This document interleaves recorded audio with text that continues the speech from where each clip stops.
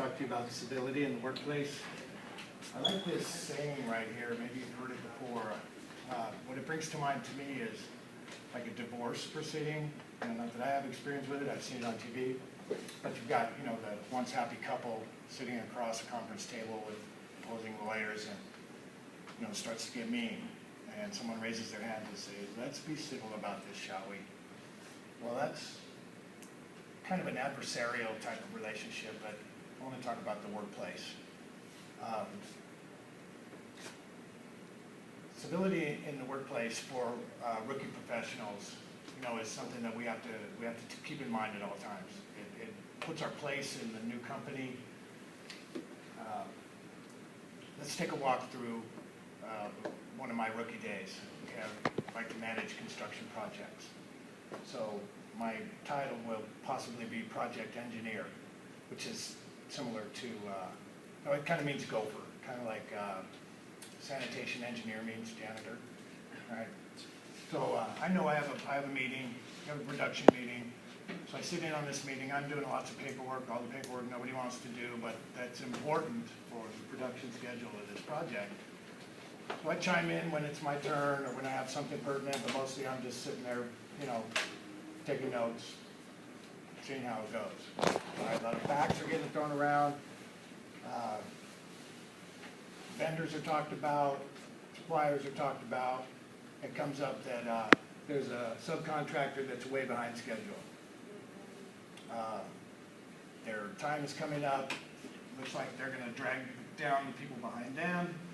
And I kind of raise my hand because I'm out on the job site too. I get to walk in and out. I talk to the vendors, I talk to the suppliers, I take deliveries, I take receipts. And so I say, these are masons, so I know these guys. So I say, let me go out there and talk to them, and talk to the foreman, see what's going on, see if I can step it up a little bit, help us out.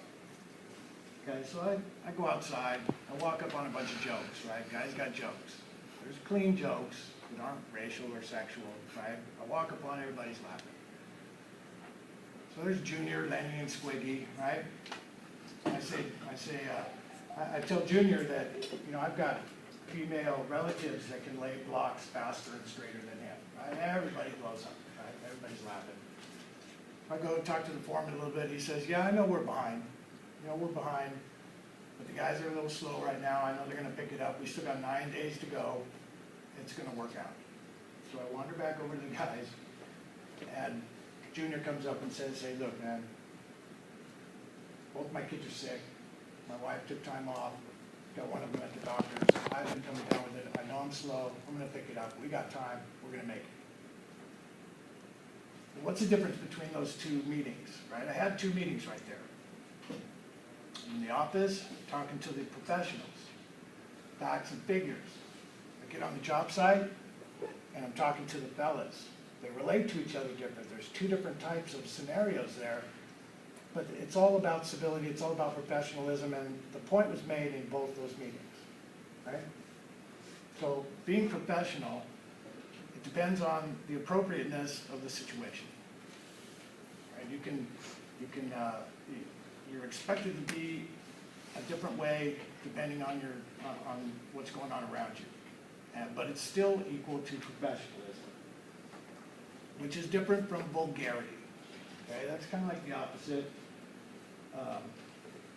Vulgarity, it's just disrespect.